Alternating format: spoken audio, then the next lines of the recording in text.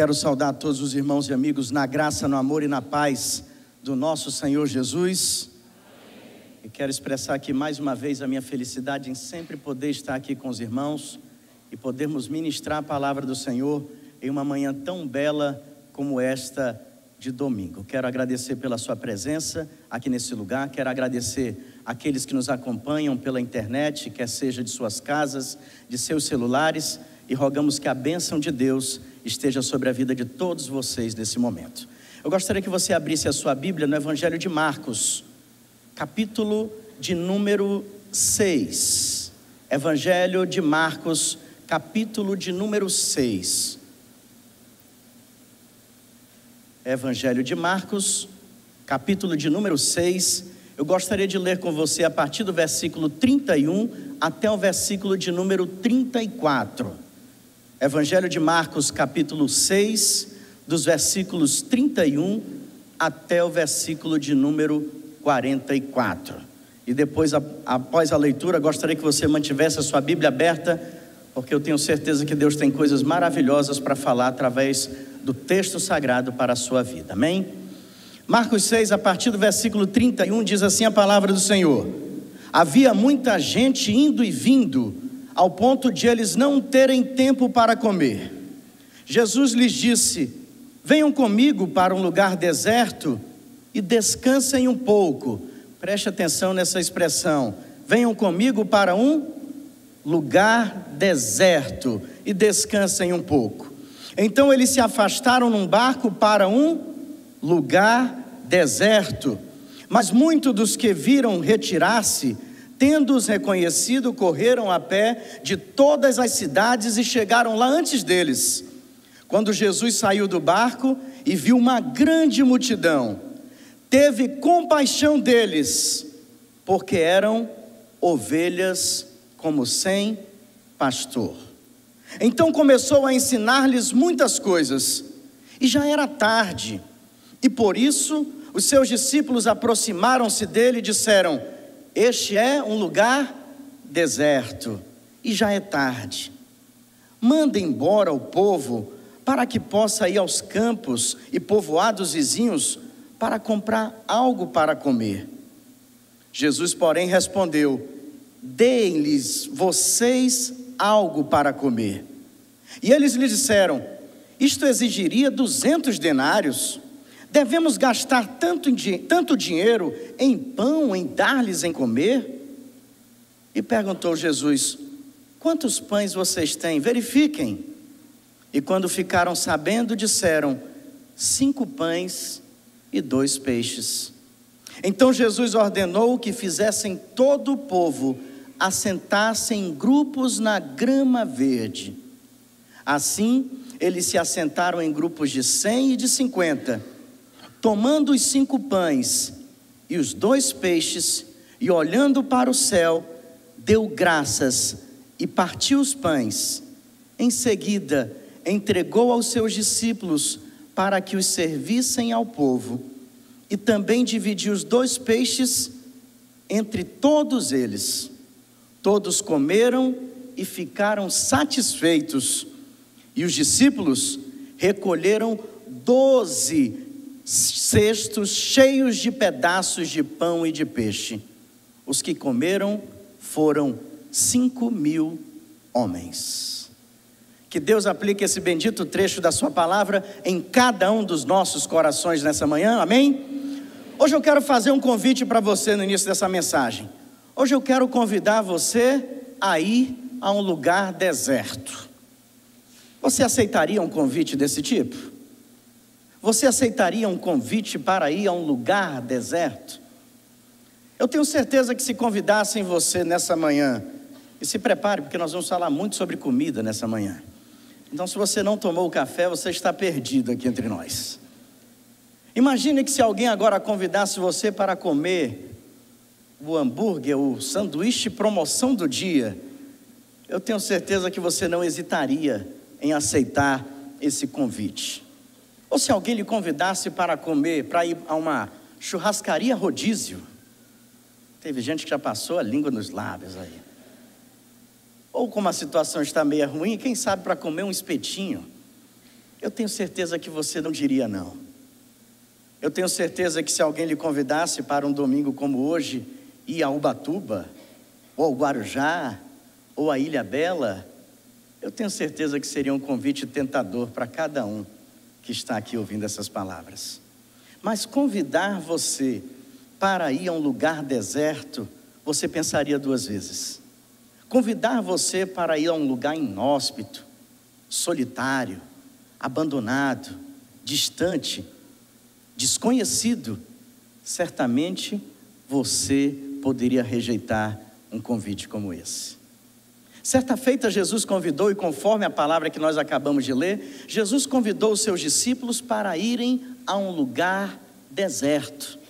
Um convite estranho, um convite que você não costuma receber, e nem pessoas nos nossos dias atuais. Mas Jesus convidou os seus discípulos para irem a um lugar deserto. Hoje o convite da palavra de Deus para a sua vida, para você que está aqui, para você que acompanha pela sua casa, o convite de Cristo para você é ir para um lugar deserto. E você pode estar dizendo aí: pastor, só um minutinho, eu não preciso desse convite, eu já estou nesse lugar deserto há um bom tempo. Calma, você pode ter surpresas em relação a esse lugar deserto em que você está passando. E se você ainda não passou, não está passando pelo lugar deserto, é possível que hoje você aprenda muito para quando passar por ele. Jesus convidou os seus discípulos, e nessa manhã Jesus convida a cada um de nós a ir a um lugar deserto. Lugares desertos geralmente não trazem boas recordações. Biblicamente falando, lugares desertos trazem uma conotação a princípio negativa na mente daqueles bons leitores de Bíblia. Você quer ver só? Foi num lugar deserto que o povo de Israel rodou e rodou por 40 anos, devido à desobediência, à imaturidade, ao desconhecimento de Deus. Um povo que pelo deserto rodou 40 anos. Você com certeza não quer passar 40 anos num lugar deserto. O povo de Israel passou. Convidar você para ir para um lugar deserto não soa muito bem. Foi num lugar deserto, foi num deserto que os irmãos de José o colocaram num poço. E como era deserto, um poço vazio, uma cisterna vazia. E ele só saiu de lá para ser vendido como escravo. Quando foi no deserto de Dotã ver como seus irmãos estavam, foi traído pelos seus irmãos, lançado num poço, no deserto. E de lá saiu para ser vendido como escravo e perdeu a sua liberdade.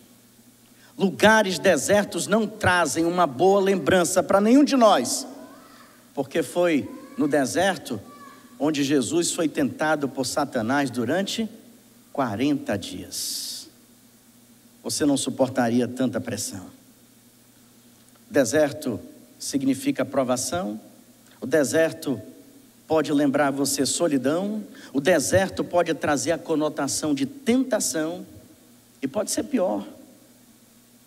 A Bíblia relata lá em Lucas capítulo 8, o evangelista Lucas fez questão de trazer essa narrativa, quando Jesus certa feita também pega os discípulos, coloca os discípulos no barco e diz: nós vamos até Gadara. Mas por que nós vamos até Gadara, Jesus? Porque lá tem um endemoniado. E a Bíblia faz questão de observar aqui a possessão demoníaca sobre aquele homem era tão grande, que mesmo acorrentado, os demônios, preste bem atenção à expressão que Lucas usa no capítulo 8, versículo 29, que os demônios, mesmo com aquele homem acorrentavam, o levavam para lugares desertos. Deserto não é bom para ninguém. Ninguém deseja passar no deserto sequer um dia. Ninguém suporta provações, ninguém quer ser tentado no deserto. E nesse caso agora do endemoniado de Gadara, deserto pode também significar escravidão espiritual. Hoje eu convido você para ir para um lugar deserto, à semelhança do que Jesus fez há cerca de 2000 anos atrás com seus discípulos. E se você é um discípulo de Jesus, você tem que confiar, entrar nesse barco hoje com Jesus e aceitar esse convite para ir para um lugar deserto. E se você ainda não é seguidor de Jesus, eu te convido também para entrar nesse barco e ir até um lugar deserto com Jesus. porque são em lugares desertos que nós aprendemos grandes lições com o nosso Salvador Jesus Cristo. Hoje eu quero rapidamente, antes da celebração dessa ceia, deixar o que você pode experimentar aceitando um convite ao deserto, ou quem sabe já estando no deserto. A Bíblia diz no versículo de número 34 dessa passagem que nós lemos: quando Jesus saiu do barco e viu uma grande multidão, teve o quê? Compaixão deles, porque eram ovelhas sem pastor. E então, Jesus começou a ensinar para aquela multidão muitas coisas. Eu preciso dar uma paradinha aí com você agora, porque quando Jesus convidou seus discípulos para ir para um deserto, para um lugar deserto, e a princípio era para descansar, mas quando o barco aporta naquele lugar, possivelmente um lugar que Jesus já conhecia, possivelmente um lugar que os discípulos já conheciam, possivelmente um lugar que seria um refúgio, embora sendo um deserto, embora sendo um lugar deserto, mas era um lugar onde Jesus se refugiava com os seus discípulos. E quando Jesus chega ali naquele lugar, a multidão, quando começa a perceber o barco de trabalho de Jesus com seus discípulos indo na direção de um determinado lugar, a Bíblia diz que esse pessoal corre, e eles correm muito bem.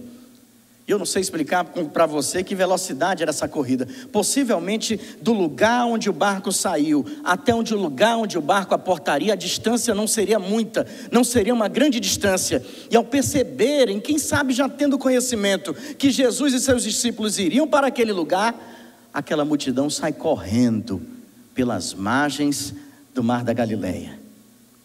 Sai correndo e observando, cadê o barco? Em que direção está indo o barco? É naquele lugar mesmo, vamos para lá. Quando Jesus chega naquele lugar com seus discípulos, uma multidão já espera. E Jesus por 2 vezes disse para os seus discípulos: vamos para um lugar deserto. Quando ele chega nesse lugar deserto com seus discípulos, uma multidão já esperava. Ao contemplar toda aquela multidão, 5.000 pessoas, é o que foi relatado no último versículo que nós lemos. Com um detalhe que muitos já sabem: naquela época, todas as menções que se faziam a números estavam relacionadas somente a homens. Não está contado aí nem mulheres, nem crianças. A maioria dos teólogos concordam que pelo menos 10.000 pessoas estavam naquele lugar deserto naquele dia, além de Jesus e seus discípulos. Pelo menos 10.000 pessoas ou mais. Quando Jesus chega naquele lugar e contempla toda aquela multidão, primeiramente, o olhar dele é de compaixão. Eu quero deixar a primeira resposta do convite de Jesus para ir a um lugar deserto, porque o lugar deserto é um lugar da compaixão divina. Preste bem atenção, você não ouviu. Lugar deserto é o lugar da compaixão divina. Ele olha para aquela multidão e teve compaixão deles, porque eram como ovelhas sem pastor. Você sabe o que quer dizer compaixão? Eu não gosto de definições complicadas. Eu sempre procuro a definição mais simples para poder ter sempre na minha mente e aplicar no meu coração. E a definição mais simples de compaixão que eu já aprendi até hoje é a seguinte: compaixão é o desejo de aliviar o sofrimento de alguém. Compaixão é o desejo de aliviar o sofrimento de alguém. Você está sofrendo? Deus olha para você com compaixão, com um desejo de aliviar o seu sofrimento. Você está no deserto? Deserto é lugar da compaixão divina. Ele olha para aquela multidão, 5 ou 10.000 pessoas, pouco importa o número. Ele olha para a multidão das pessoas que sofrem nesse mundo, e ele olha com compaixão, ele olha com um desejo gigantesco, tremendo, de aliviar o sofrimento daquelas pessoas. E ele compara essas pessoas, e é a segunda vez que há essa comparação nos evangelhos, em que ele olha para a multidão e diz: Eu tenho compaixão desse povo, porque eu percebo no olhar, eu percebo no semblante, eu percebo nas atitudes dessas pessoas, eu percebo quando elas corriam pelas margens, tentando adivinhar, tentando descobrir onde o barco ia parar. Eu percebo quando eu olho para essas vidas, eu percebo quando eu olho para corações dessa manhã, o sofrimento delas. E aí Jesus vem e se compadece. Jesus tem o desejo de aliviar o sofrimento das pessoas. Quando nós temos uma ação social em nossa igreja chamada Lanchão. Eu creio que a maioria das pessoas aqui conhece. O Lanchão é um projeto que distribui alimentos e água para os moradores de rua da cidade de São Paulo. Você deve já ter ouvido falar. Muitos aqui já participaram desse projeto. E nós realizávamos antigamente, ele tem mais de 20 anos essa ação social. Nós realizávamos antigamente à noite, no frio das ruas de São Paulo. E nós chegávamos à noite, a maioria daquelas pessoas, uma boa parte delas estavam alcoolizadas, drogadas, outras dormindo, outras recolhidas por causa da fome. Nós mudamos recentemente para o Lanchão para fazer sábado à tarde. E agora nós temos a oportunidade, eu tenho dito isso para ele todas as vezes que nós nos reunimos para fazer culto no Brécia, com os moradores de rua. Agora nós temos a oportunidade de olhar nos olhos daquelas pessoas, que na escuridão da noite e no frio que a gente queria se livrar o mais rápido possível, não conseguia fazer isso. Agora durante o dia a gente consegue olhar nos olhos dos homens e mulheres moradores de rua dessa cidade. A gente entrega um pão com mortadela, a gente entrega uma garrafa de água mineral, mas antes a gente olha nos olhos daquelas pessoas e percebe que elas precisam de compaixão. E antes do alimento biológico, nós entregamos o alimento espiritual.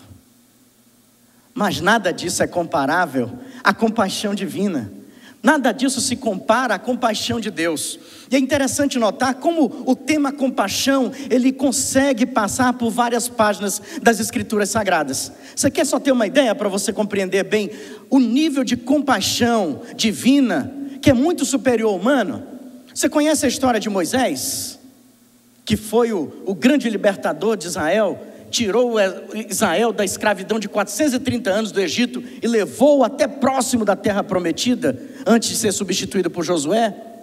Moisés, para ser livre da morte, na época que estavam sendo perseguidos todos os hebreus, a sua mãe o coloca num cesto de junco, forra direitinho, arruma direitinho, ele é lançado sobre as águas do rio Nilo, pelas margens, e lá distante estava a filha de Faraó tomando banho com as suas serviçais. Ela começa a ouvir o choro de um bebê. Você conhece essa história? Era Moisés chorando naquele cesto. Aquele cesto que vinha beirando as margens do rio Nilo. Uma das suas serviçais vai pegar aquele bebê, e quando ela ouve o choro daquele bebê, a Bíblia diz que ela teve pena. A palavra ali, pena, é a mesma usada por Jesus, é a mesma usada quando Jesus estava nesse lugar deserto. A filha de Faraó teve compaixão daquele bebê que chorava num cesto que flutuava sobre o rio Nilo. Mas não para por aí. Se você andar um pouquinho mais na história bíblica, você vai ver também Salomão, o filho de Davi, aquele homem que podia ter pedido tantas coisas, e numa conversa com Deus, Deus disse: Salomão, pede o que tu quiseres e eu te darei. O que Salomão pediu para Deus? Dinheiro, carro zero, uma casa no Morumbi.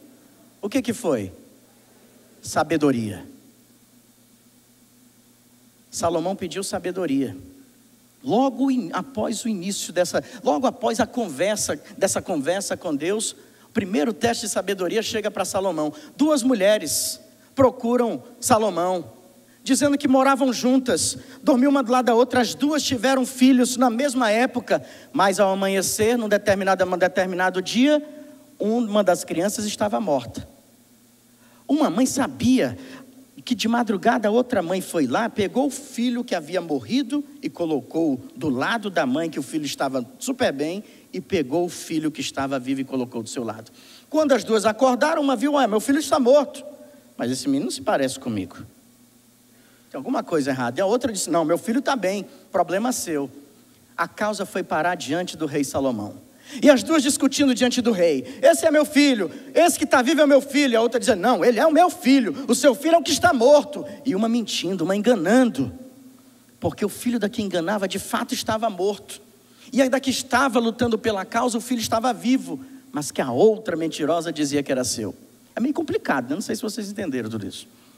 Amém, então. Depois você lê a história de Salomão, que pode ser que eu não tenha sido claro. Mas preste bem atenção. Salomão, que tinha pedido sabedoria a Deus, diz assim: me traga uma espada. E aquelas duas mulheres agora regalam os olhos. O que vai acontecer? Salomão disse: não, eu vou fazer o seguinte, eu vou dividir a criança no meio, e assim a gente resolve a questão. Fica metade da criança viva para um, fica metade da criança viva para outra, e assim todo mundo tem filho. Mas a mãe, que sabia que o filho que estava vivo era seu, mas que estava sendo enganada pela outra mulher, rapidamente diz: não, rei, por favor, não faça isso.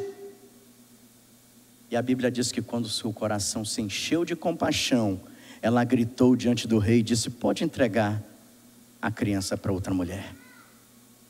A Bíblia diz que o seu coração se encheu de compaixão.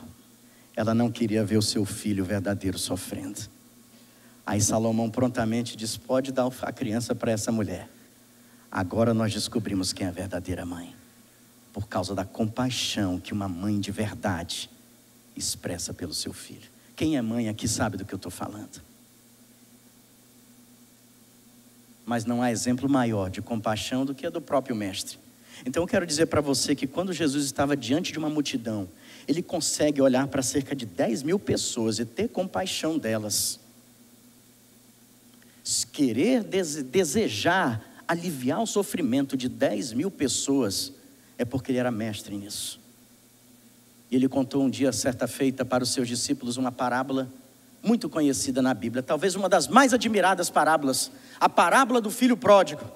E eu não vou contar a história toda aqui, não dá tempo, mas o final da história diz que aquele filho que havia gasto toda a sua herança de forma dissoluta, com mulheres, com farras, com festas, aquele filho que era rebelde ao seu pai, aquele filho que se afastou da sua casa, aquele filho que disse: eu não quero mais saber de nada, eu quero ficar longe de igreja, eu não quero mais saber da religião, eu não quero mais saber de pastor, eu não quero mais saber de EBD, eu não quero mais saber de SEB, eu não quero mais saber de Bíblia, essa coisa não serve para mim. Aquele filho rebelde um dia percebeu que ele vivia num lugar deserto sem Deus, e ele disse: sabe de uma coisa? É melhor voltar para a casa do meu pai. Era lá que eu vivia bem, era lá que eu tinha tudo que eu precisava. Eu percebi o meu erro. A Bíblia diz que ele caiu em si, e ele volta agora para sua casa só aos trapos e farrapos. Mas o final da história é que é maravilhoso, irmãos, que a Bíblia diz que quando o pai, lá na sua casa, observa de longe: tem alguém voltando ali, tem alguém chegando aqui na minha propriedade. Eu acho que eu conheço aquela pessoa, eu acho que eu sei quem é. Esse é o meu filho, esse é o meu filho que foi embora. E sabe o que a Bíblia diz? Sabe o que Jesus falou no final dessa parábola? O pai, cheio de compaixão, ele corre em direção ao filho, ele abraça o filho e beija o filho, porque o seu coração, cheio de compaixão, diz: meu filho, a partir de hoje eu vou aliviar o seu sofrimento. E agora você entende, quando Jesus convida seus discípulos e chega nesse lugar deserto, encontra uma multidão, ele contempla e diz: eu preciso ter compaixão dessas vidas. Deserto é um lugar de compaixão divina. Hoje você está sendo convidado a deixar Jesus fazer parte do seu deserto, porque deserto é lugar de compaixão de Deus pela sua vida. Tenha perspectiva agora diferente de um deserto, porque quando Jesus está no deserto com você, você vai ter a compaixão divina presente na sua vida. E a Bíblia diz que ele teve compaixão, olhou para aquelas vidas como se fossem ovelhas O termo é bem comum da época, ovelhas sem pastor. E a Bíblia diz que ele começou a ensinar-lhes. A versão King James traz de uma forma tão maravilhosa essa tradução. E quando Jesus olhou para essas vidas e teve compaixão delas e percebeu que eram como ovelhas sem pastor, Jesus começou a ministrar-lhes muitas coisas. É no deserto que Deus tem compaixão da sua vida. E assim como um pastor que pega uma ovelha que estava perdida, coloca em seu braço, cuida dela e vai dizer: agora eu vou te dar alimento, agora eu vou te dar água, agora eu vou te mostrar a direção correta do aprisco, agora eu vou te proteger do inimigo. Jesus começa a ministrar na sua vida como está ministrando agora. Deserto é lugar de compaixão. E a compaixão vem seguida de ministração de Deus. Eu tenho certeza que Deus já está falando ao seu coração agora. E quando Jesus está presente num lugar deserto com você, Ele está querendo, está puxando aí uma peça da roupa e está dizendo: ei, seja objeto, seja alvo da minha compaixão. Deixa eu ministrar o teu coração. Deixa eu cuidar de você. Eu sou o seu pastor e você é a minha ovelha. Deserto é lugar de quê, meus queridos? É lugar de compaixão. Você consegue pensar que este deserto que você possa ter sido colocado com a permissão de Deus, que este lugar desértico que você está vivendo, Deus está desejando oferecer a compaixão dele e ministrar a você coisas novas. Ele está querendo ser o seu pastor e colocar você, ovelhinha desnorteada, em seu braço e protegê-la do inimigo, lhe dar a direção e lhe dar o alimento que você precisa. Porque quando Jesus está no deserto, deserto é lugar de compaixão. Amém, irmãos? Deixa eu caminhar um pouquinho mais rápido. Deserto também é lugar de milagres.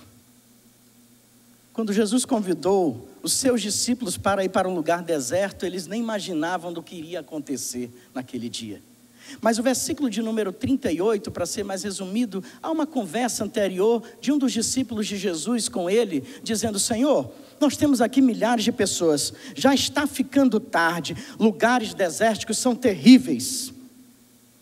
E você não quer ficar muito tempo nele. E à medida que a hora passa, à medida que os dias passam, a coisa vai piorando.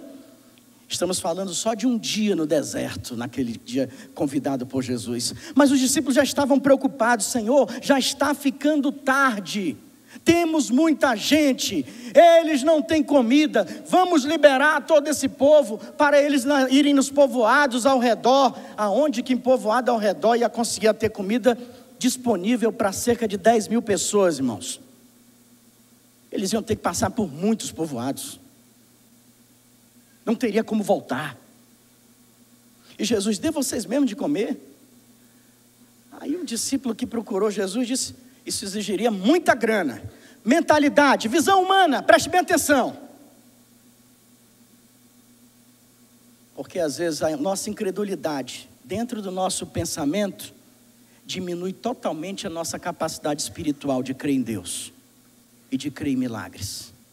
Mas Senhor, precisaria de muito dinheiro. São 5, 10 mil pessoas que tem aí, meu Pai. Não dá, é impossível.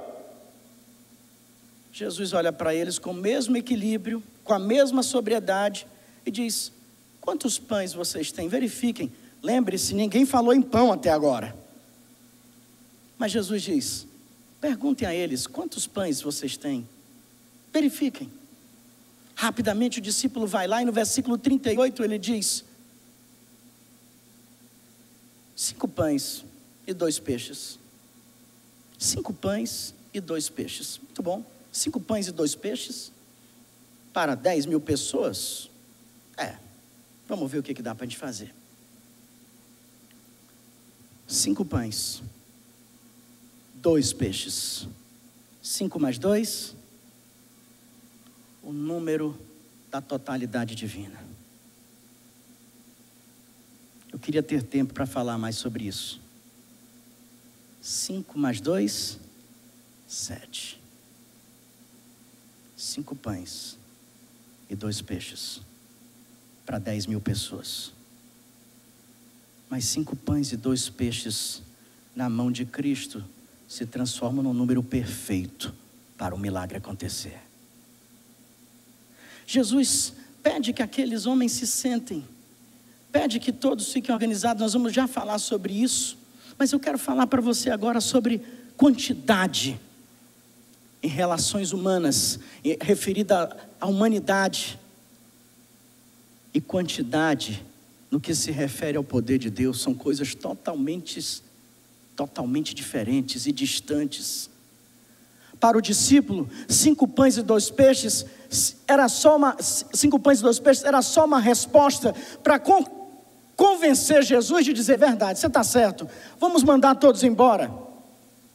Mas para Jesus era a resposta que ele precisava para realizar um milagre.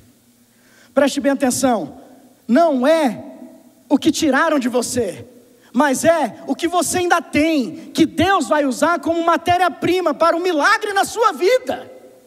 Não é se molestaram você na infância, não é se você foi traído pelo cônjuge e ele te abandonou, não é se a sua família não te respeitou, não é se você perdeu o seu emprego, se você quebrou na sua empresa. Oh meu Deus, Ele usa o que ainda tem em você. Moisés, o que é que você tem, Moisés? Só tem um cajado. Moisés, com esse cajado você vai estendê-lo, o mar vermelho vai se abrir. Eu pergunto para você, o que você tem hoje? Irmão, se você for lá em Mateus, sabe qual é a resposta do discípulo na versão de Mateus? Nós só temos 5 pães e 2 peixes. Nós só temos isso. Talvez você esteja dizendo para Deus no seu deserto o seguinte: Senhor, eu não tenho mais quase nada. É com esse quase nada que Deus vai operar milagres no seu viver. Creia nisso. Não é a quantidade humana, é o poder de Deus. É com o que você tem, é com o que restou de você, é com o que deixaram na sua vida. É que Deus vai fazer milagres, coisas extraordinárias que você ainda não viu. É com pouco dinheiro que Deus vai fazer milagres. Deus vai multiplicar. É com a pouca saúde que Deus vai te usar. É na solidão que Deus vai fazer você brilhar como um sol à luz do meio-dia. É com o que você tem que Deus transforma isso em uma perfeição divina e usa para a glória dele. Não é o que está faltando. Preste bem atenção quando você vai falar com Deus agora. Não fale como os discípulos: eu só tenho isso, Senhor. Mas fale: Senhor, eu tenho isso e eu coloco em tuas mãos. O profeta Elias, certa feita um momento de uma grande seca, no tempo em que ele vivia, o Senhor manda ele para um riacho de Querite, e diz: olha, Elias, você é profeta de Deus, eu vou mandar os corvos alimentar você de manhã e de tarde, e lá tem água no riacho, você vai beber. Mas a seca chegou até no riacho onde o profeta estava. Para você ver, eu tenho dito isso para muitas pessoas que estão sofrendo as crises desse país. Nós não estamos isentos delas. Nós somos brasileiros. Mas Deus vai estar com a gente no meio da crise. E Deus estava lá com o profeta, mas o riacho onde Deus colocou o profeta secou. E Deus disse para o profeta Elias: Elias, você agora vai para uma cidade chamada Sarepta de Sidom. Você vai ficar lá e deixa o resto comigo. Elias vai para a cidade de Sarepta de Sidom. Quando ele vai chegando nessa cidade, ele encontra uma viúva lá. Uma viúva que estava no chão catando 2 gravetos, a Bíblia diz. A mulher cata os 2 gravetos, já vai na direção de casa. Elias grita: opa, tudo bem com a senhora? A senhora pode trazer uma jarra com água, por favor? A viúva diz: tudo bem. A viúva já sai na direção de casa. Ele diz: opa, senhora, o que foi? Além da jarra com água, traga também um alimento para mim. Aí a viúva parou, voltou e disse: calma aí, a água tudo bem, a gente dá um jeito. Ainda tem. Mas comida, você está vendo esses 2 gravetinhos aqui na minha mão? Esses 2 gravetos agora, eu vou pegar, vou fazer um fogo. Lá em casa eu só tenho um punhado de farinha numa vasilha e um restinho de azeite numa botija. Eu vou fazer minha última refeição para mim e para o meu filho, e depois dessa refeição, nós vamos esperar a morte chegar. O homem de Deus olha para aquela viúva e diz: vá para sua casa, prepare um alimento para mim e para vocês também. E pode ficar tranquila, que a farinha da vasilha não vai acabar, e o azeite da botija não vai secar, até que o Senhor faça chover sobre essa terra.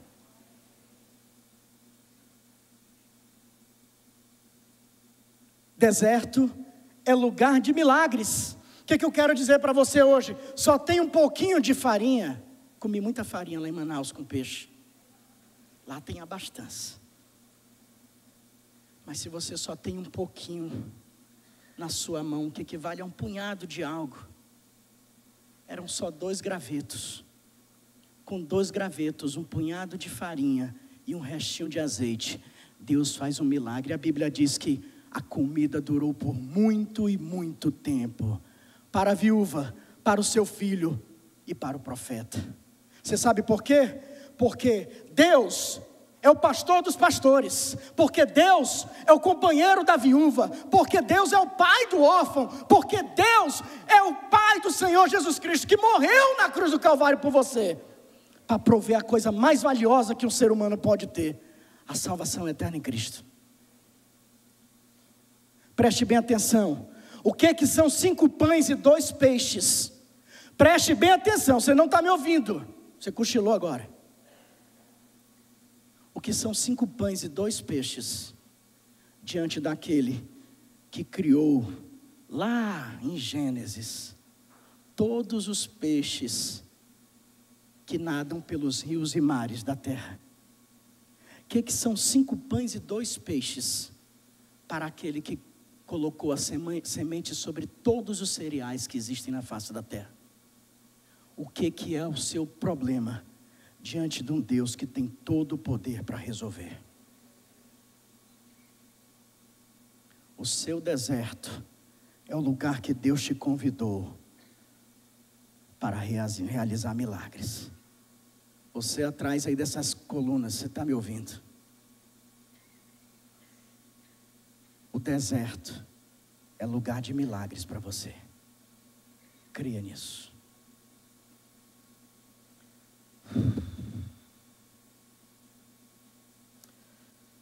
Vamos lá. E a gente vai para a ceia. Eu quero chamar a sua atenção para o versículo 39. Nós vamos encontrar aí uma terceira lição sobre o deserto.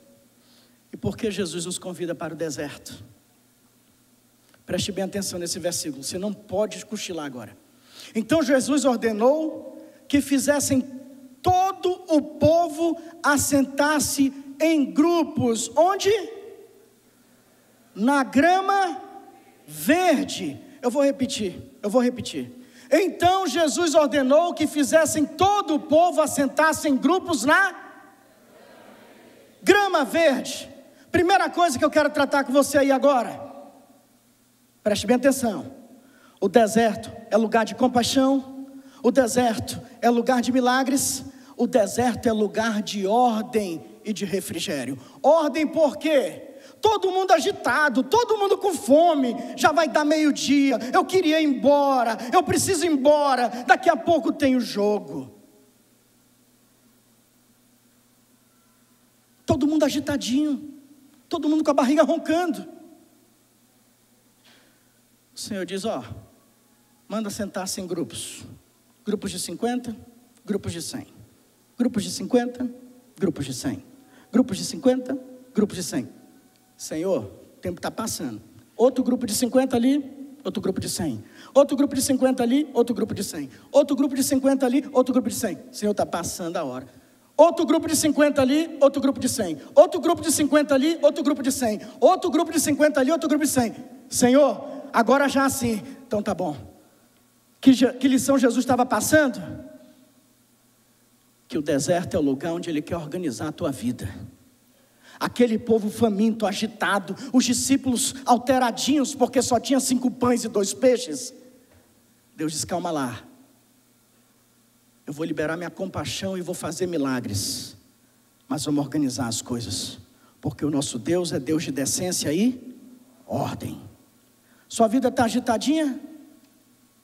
Pé no freio.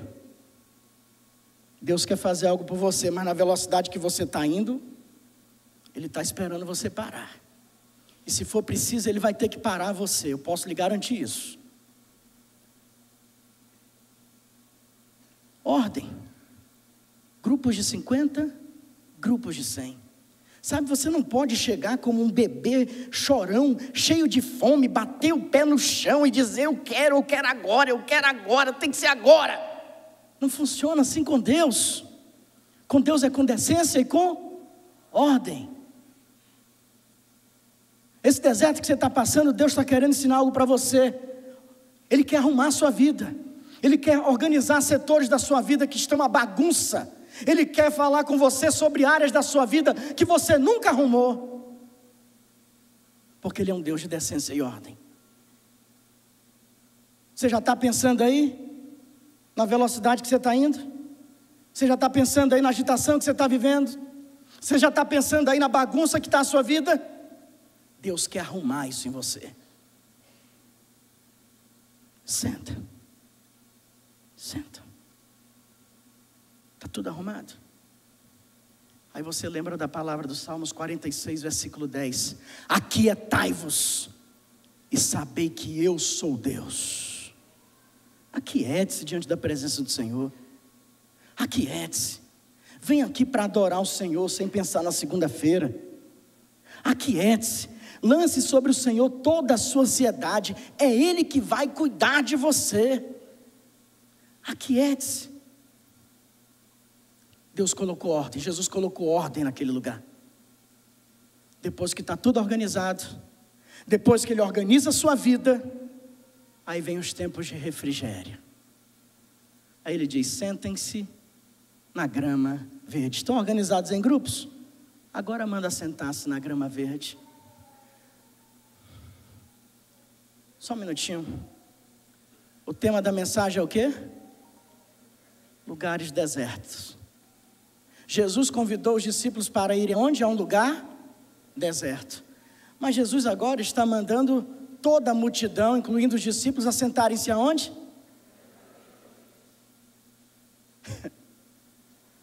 Você está entendendo? Deus providencia grama verde no deserto que você está passando, para você se sentar e descansar no Senhor. Tempos de refrigério Deus concede em meio aos desertos. Era deserto, mas Deus providenciou grama verde naquele lugar. É por isso que Davi dizia, versículo 2 do Salmo 23, Ele me faz repousar em pastos verdejantes e me leva para junto das águas.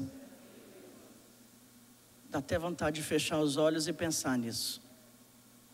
Pastos verdejantes, águas tranquilas. Aquietem-se e saibam que eu sou Deus. Sentem-se nos pastos verdejantes e bebam das minhas águas tranquilas. Porque deserto é lugar de ordem e de refrigério de Deus para a sua vida. Eu vou concluir minhas palavras, mas eu quero dizer para você que inquieto como você é, incrédulo como você está, ansioso como você está vivendo, Deus não está querendo trabalhar assim na sua vida.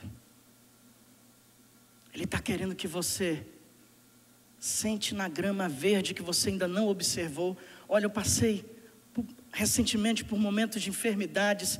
Quanta grama verde Deus colocou para me dar refrigério. através de pessoas que me amam, através de conversas maravilhosas, através de lugares magníficos, Deus preparou a grama verde e as águas tranquilas. Aí eu comecei a ouvir melhor a voz dele. Ele disse: então agora você está pronto para o milagre. Aquiete-se, sente-se na grama verde. Você está querendo fazer tudo na marra, na força, mas não é por força nem por violência, é pelo Espírito Santo de Deus que Ele age na sua vida. Eu falei no início dessa mensagem, aqui termino. Lugares desertos realmente não trazem boas recordações. Será? Será mesmo que depois dessa palavra, lugares desertos não vão trazer boas recordações para você? Foi no deserto que Deus, através da mão de Moisés, abriu o mar vermelho, um milagre. Foi num deserto, foram em lugares desertos que Jesus se retirava para estar em comunhão com o Pai. Ele não procurava multidão, ele procurava lugares desertos. Será se desertos vão trazer péssimas recordações para você? Se forem lugares desertos que João Batista começou a pregar o evangelho do arrependimento e fé, que a igreja de Cristo na face da terra prega até hoje. Forem lugares desertos que Deus fez jorrar água de rochas para saciar a sede do seu povo. Deus te convida para esse deserto, ou te colocou nesse deserto, para que você possa compreender. Usufrua da compaixão de Deus. Deixa Deus aliviar teu sofrimento. Permita com que Deus opere milagres na sua vida. Mas organize a sua vida. E sente na relva e beba das águas tranquilas que o Senhor já preparou para você. Que assim seja o deserto da sua vida. Amém.